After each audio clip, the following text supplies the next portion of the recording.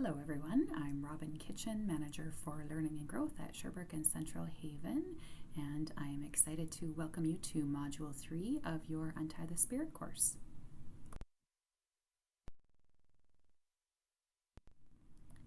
So just to refresh on what we've reviewed already in this course and where we are at today, we covered Module 1 in Untie the Spirit, which is called Shifting Our Thinking. And this is where we talked about how we need to change the way that we think about people who are living with cognitive change. And one of the great definitions that was developed by Dr. Al Power teaches us that dementia is a shift in the way the person experiences the world around them. And that again, is such a great definition because it takes away all the negative stigmas and labels and really gives us an experiential description of what's happening for the person living with dementia. In Module 2, we talked about well-being and how we all want to feel well-being in our lives. We reviewed the 7 Eden domains of well-being, which are essentially needs that all human beings have that we need to have met in order to experience well-being. And elders living here need to have those needs met as well. We also talked about how we need to ensure a commitment to person-directed living, as well as we need to really be intentional about the words that we use because words are powerful. And now in Module 3, we are going to shift and talk about lifting spirits and being good detectives. So we're going to start Module 3 with an opportunity to step into the shoes of a person living with dementia just for a few minutes today. And so I'm going to read you a story. I want you to get comfortable and just listen to this story. I want you to imagine that you are the person on this journey. You are a passenger on a train. I am going on a long journey by train. As I begin, the city skyscrapers and country landscape look familiar. As I continue my journey, the view reminds me of times gone by and I feel relaxed and comfortable. The other passengers on the train appear to be feeling the same way, and I engage in pleasant conversation with them. As the journey progresses, things begin to look different. The buildings have odd shapes, and the trees don't look quite the way I remember them. I know that they are buildings and trees, but something about them is not quite right. Maybe I'm in a different country, with different architecture and plant life. It feels a bit strange, even unnerving. I decide to ask the other passengers about the strangeness I feel, but I notice that they seem unperturbed. They are barely taking notice of the passing scenery. Maybe they've been here before. I ask some questions, but nothing seems different to them, and I wonder if my mind is playing tricks on me. I decide to act as if everything looks all right, but because it doesn't, I have to be on guard. This places tension on me, but I believe I can tolerate it for the remainder of the trip. I do, however, find myself becoming so preoccupied with appearing all right that my attention is diverted from the passing scenery. After some time, I look out the window again, and this time I know something is wrong. Everything looks strange and unfamiliar. There is no similarity to anything I can recall from the past. I must do something. I talk to the other passengers about the strangeness I feel, and they look dumbfounded. And when they answer, they talk in a new language. Why won't they talk in English, I wonder? They look at me knowingly and with sympathy.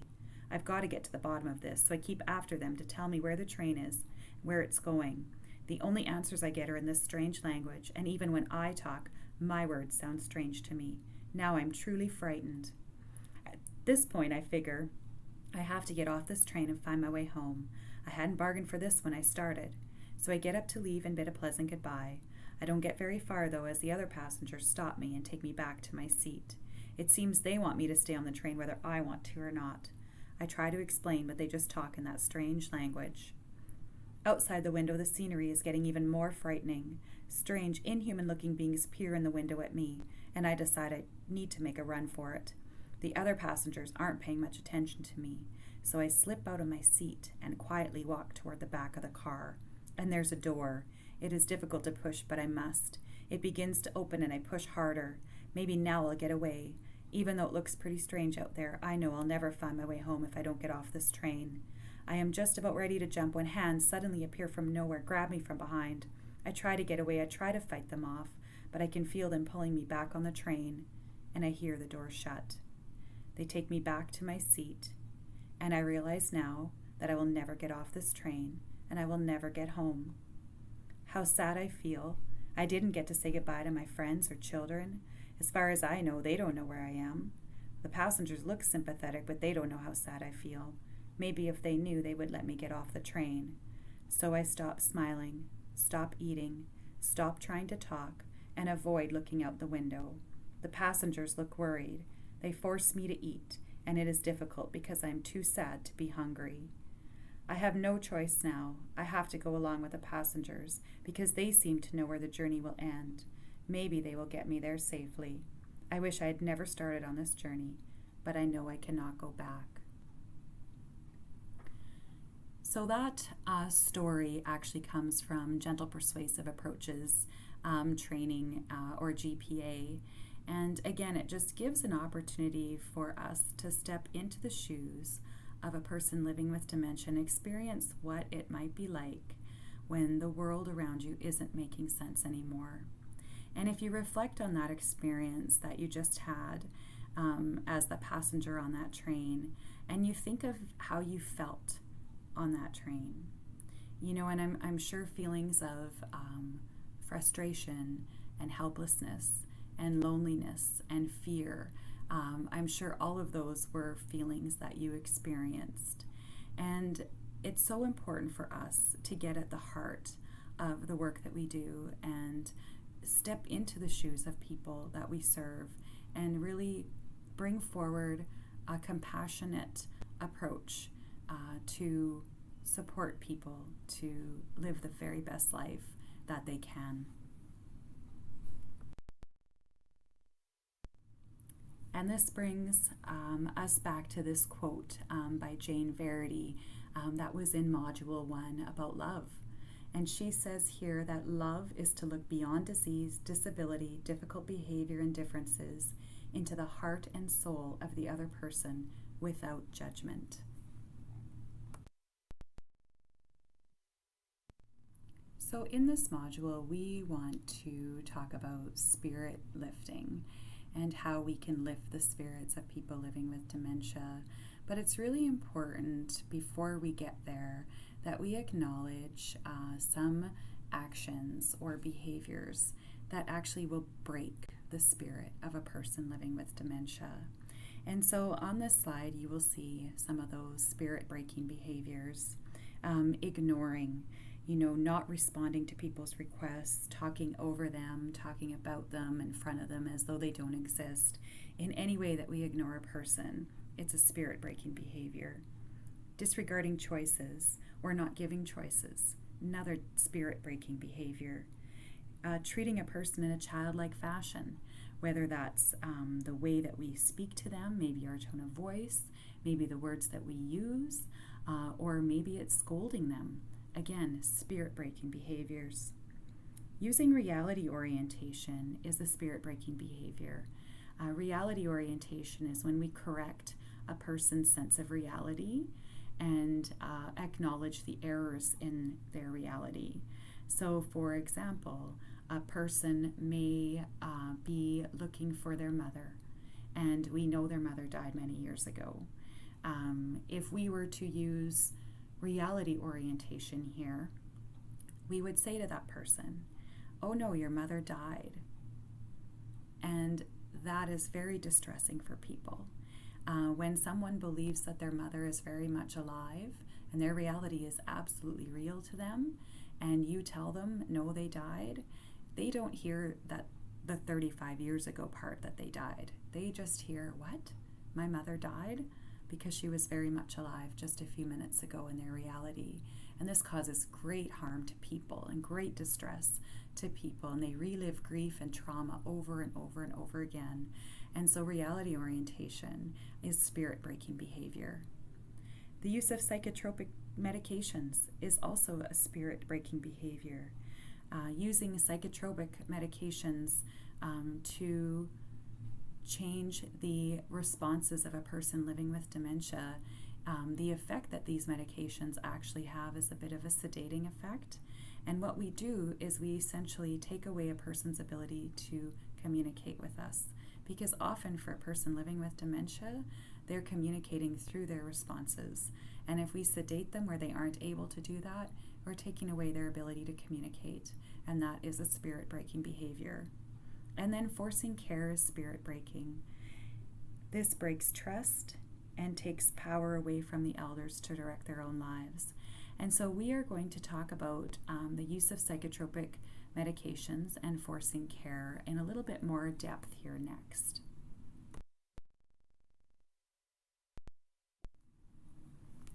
So when we use psychotropic medications to try to change the behavior or the actions of a person living with dementia, we're not actually using those medications in the way that they were designed to be used. For example, antipsychotic medications were specifically designed to treat specific mental illnesses. And when they're used for what they're intended for, they had great quality to people's lives. But when we're using them to try to change the behavior of a person living with dementia, that's not what they were intended for. And again, they have that sedating effect and essentially taking away a person's ability to communicate through their actions when they're no longer able to communicate their needs through their words. And when we look at do these drugs actually work, Dr. Al Power has done a lot of research on this and has studied all the research on this. And a couple findings. So what he found is that studies show that, at best, fewer than 1 in 5 people actually show any improvement on these medications. But virtually all positive studies have been sponsored by the companies making the pills. And so we need to really think about the research that we read, and we need to consider the source of the research and whether there is a conflict of interest there. He found there were many flaws in published studies, and there were 2 independent studies that actually showed little to no benefit when using these medications for people living with dementia.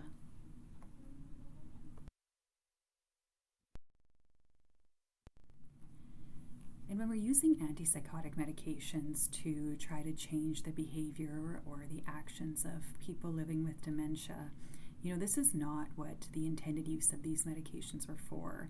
And so there's actually a really harmful side effect list when we use medications in this way. And this slide highlights some of the side effects that you see.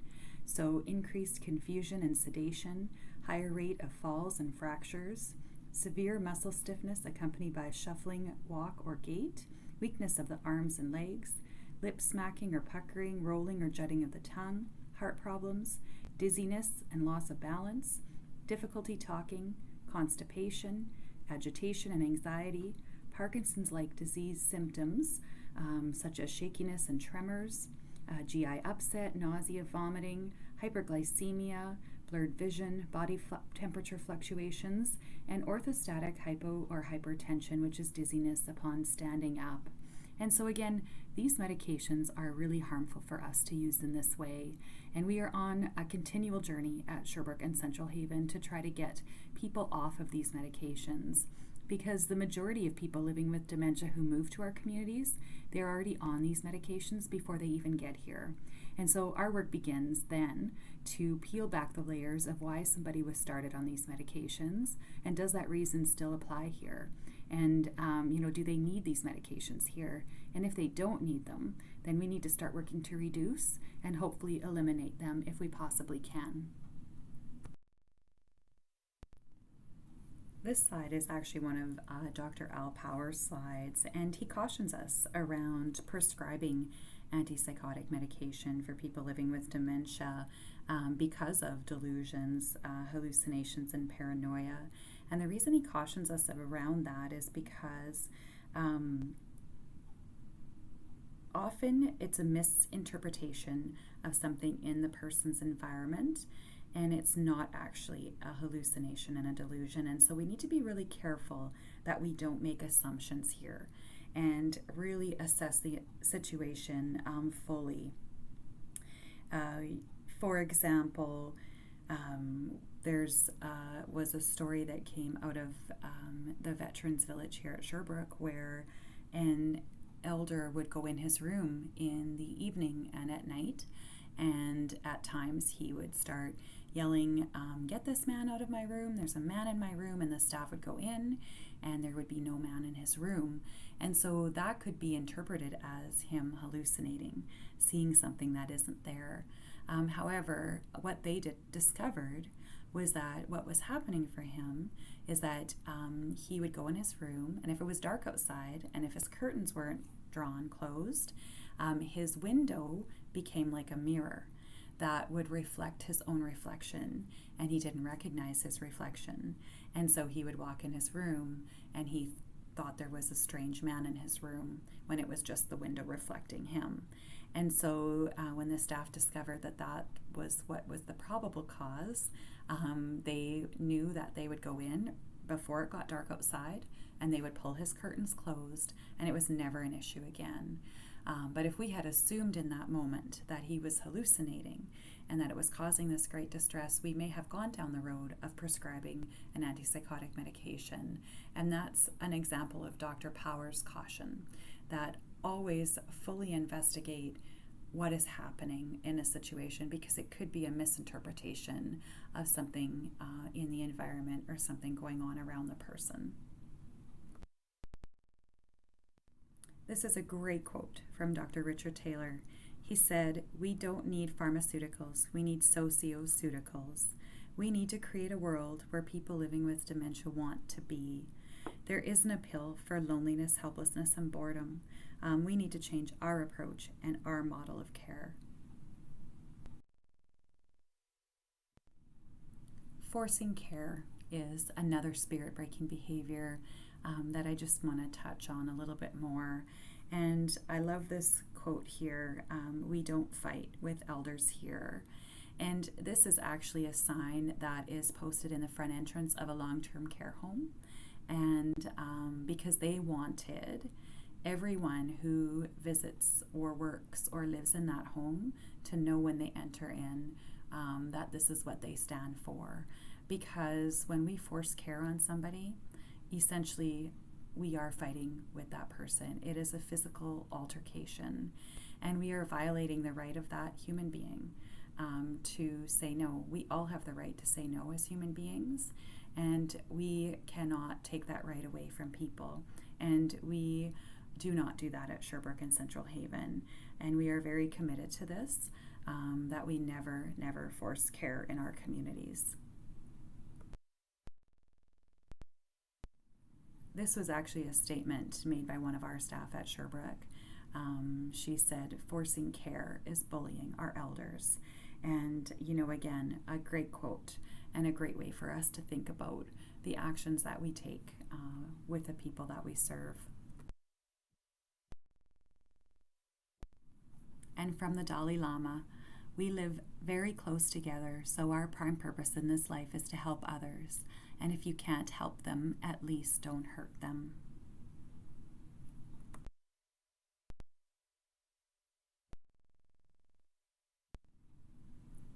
And so we have a choice. We can create happiness or suffering. There is no in between. Our actions create happiness or suffering. And everything we do has the potential to break an elder's spirit. So let's shift now, and we're going to start talking about spirit lifters.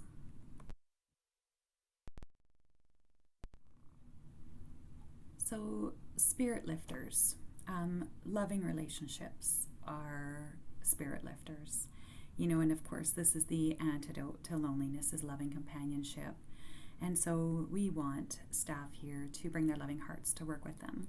And we want staff to build meaningful relationships with elders. Compliments and positive affirmations. These boost self-esteem.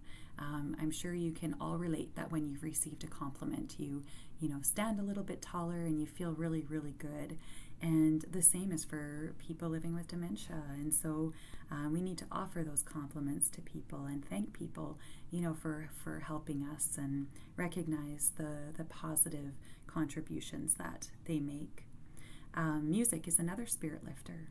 Teepa Snow, she teaches us that music, poetry, and prayer are often the last affected by brain change due to dementia. And so these can bring great comfort to people. The elements of our healthy community, being around children and pets and having opportunities to garden and all of those things can be great spirit lifters and enrich people's lives. Celebrating successes and accomplishments, again, great ways to boost self-esteem. Connecting with passions, and this is where our vibrant and dynamic community comes in. We need to create lots of opportunities for elders to tap into their unique individual passions and have opportunities to engage in things that are meaningful. Simple pleasures. All of us have simple pleasures, and simple pleasures are those little day-to-day things that just make you happy. For some people it's that first cup of coffee in the morning, and maybe for someone else it's watching the sunset. Or I know for an elder who lived here at one time, it was watching falling snow. She loved it. But they're little things that just make your day better. And we need to learn what the elder simple pleasures are so that we can tap into that and bring them joy in their day. And then being in the moment is a really important piece of us being able to lift spirits. There is a video at the end of this module that you will watch. And it was actually a video that was done by 2 improv actors who connect improv acting and being in the moment to connecting with a person living with dementia. And they have some really great strategies there to help us in our work here.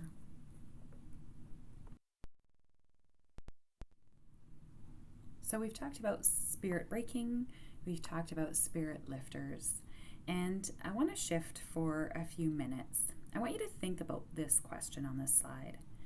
Have you ever noticed that we take the actions of a person with dementia and we abnormalize them and medicalize them, which hardly seems fair, but here are some examples. So a person who's living with dementia who likes to walk will often turn into these labels. You have aberrant motor behavior and you are a wanderer. And it's interesting because you can like to walk before you're living with dementia and you would never be labeled a wanderer. Even if you have the same routine every night and you walk the same path in your neighborhood, people won't look out their window and say, oh, there that person is wandering again. But as soon as somebody's living with dementia, it becomes a negative label, wanderer.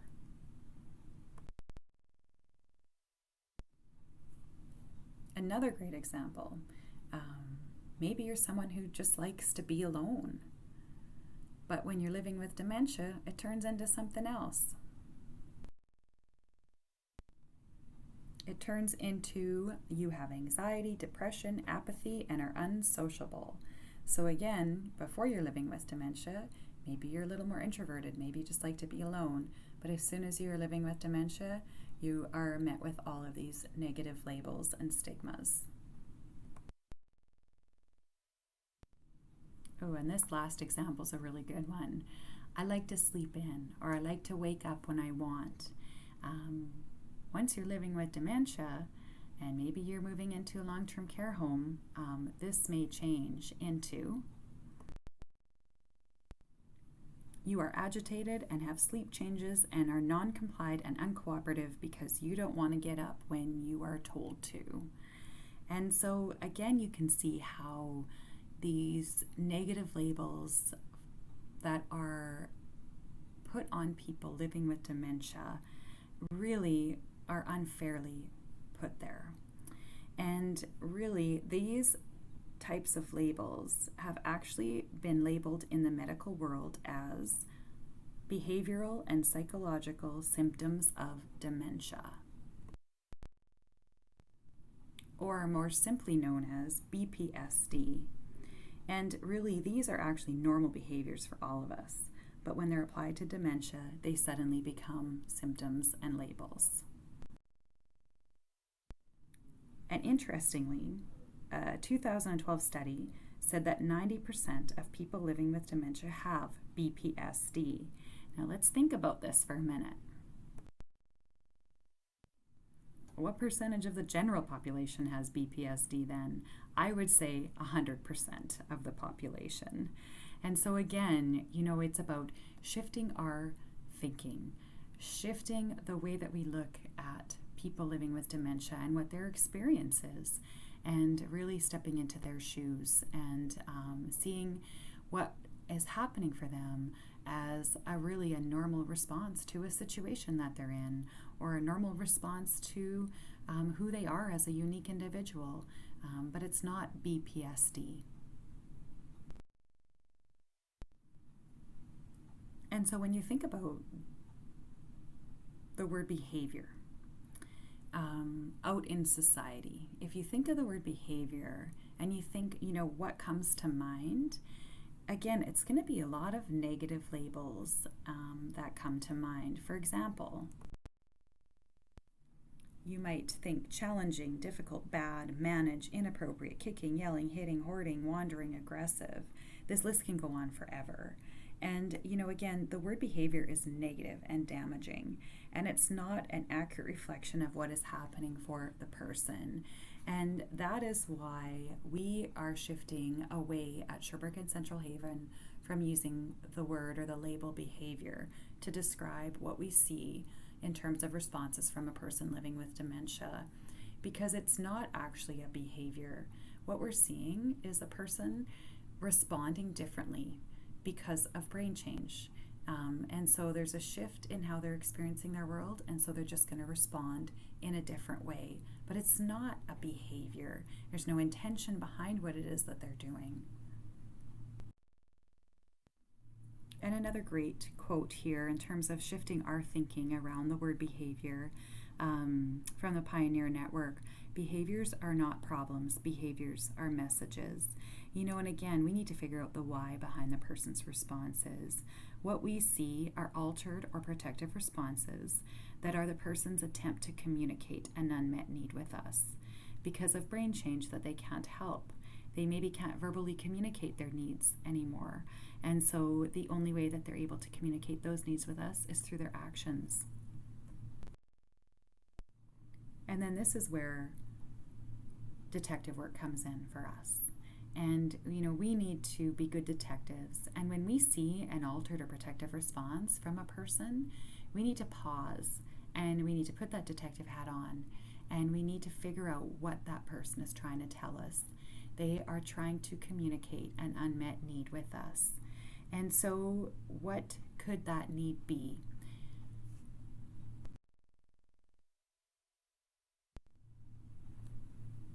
Maybe it's a physical or health need that the person has.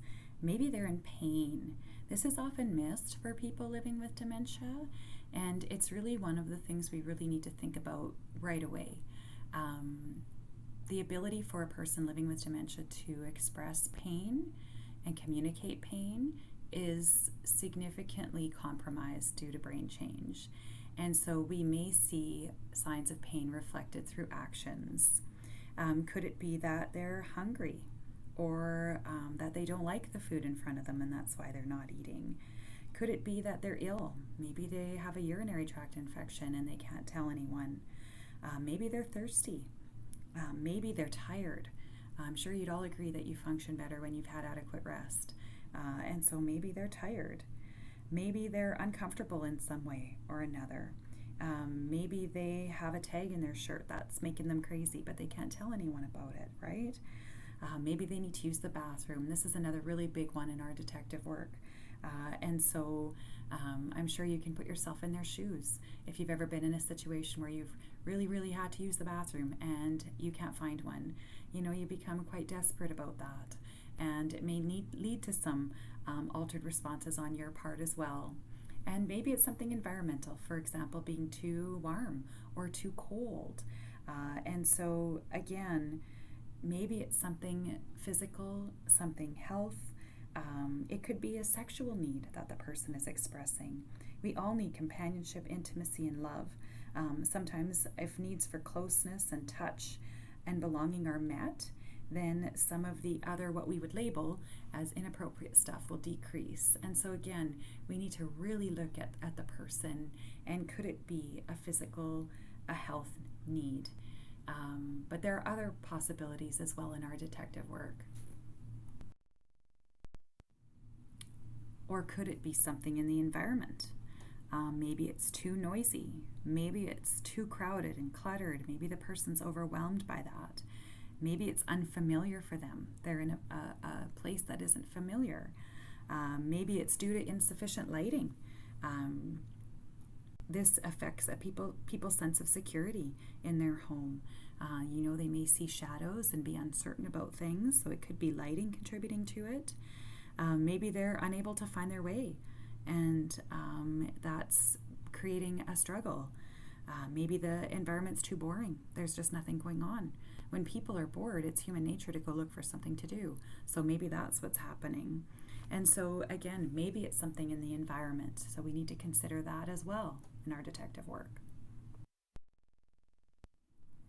Or maybe it's related to the task at hand. Maybe the task isn't appropriate for their ability. Maybe there are too many steps and it's overwhelming. Maybe we're going too fast. Maybe it's unfamiliar to the person. For example, are having a bath. Having a bath at home can look really different than having a bath in a tub room in a long-term care home, which can be really big and unfamiliar, and the tub can be scary, and it just doesn't create that sense of familiarity and security for the person. So maybe it's unfamiliar. Maybe it's not being communicated well with the person. Maybe the person isn't being supported to participate, right?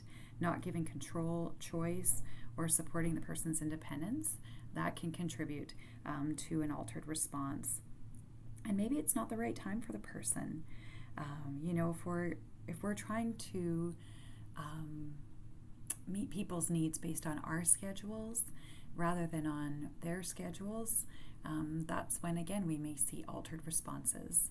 And so, again, it's about taking our cues from the elder. But a response that we see, again, could be related to the task at hand. And maybe it's related to the person's social needs, to their life story. Knowing people's stories really helps us to better understand what we're seeing in terms of altered responses. For example, if you had a retired night nurse who was living in your neighborhood, living with dementia, and that person was up and down throughout the night, going in and out of people's rooms, probably knowing that she's a retired night nurse is going to help you understand what's happening for her, right? In that she's probably working, because she wakes up in the middle of the night and looks around trying to make sense of where she is, and right away she is pulled back to her strong memories of working, maybe in a hospital, a long-term care home, and she goes into work mode in the middle of the night. But if you didn't know her story, you would have no idea what's happening or how to even begin supporting her. So knowing people's stories is absolutely essential for us to understand and support them. Knowing their culture, their interests, habits, even their fears. If somebody had a near drowning experience in their life, that's important for us to know that may be why they're fearful of the deep tub once it's filled with water. And so again, knowing people's stories and relationship is absolutely key.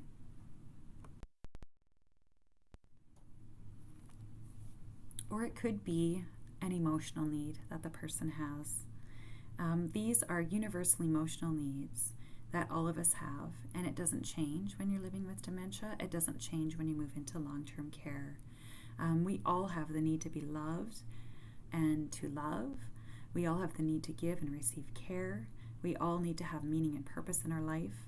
We need to feel good about ourselves, have our self-esteem boosted, and we need to have control, autonomy, and choice. And so maybe the response that we're seeing from the person is a result of one of these emotional needs. Maybe they're lonely, they're sad, they miss their family. Maybe they feel helpless.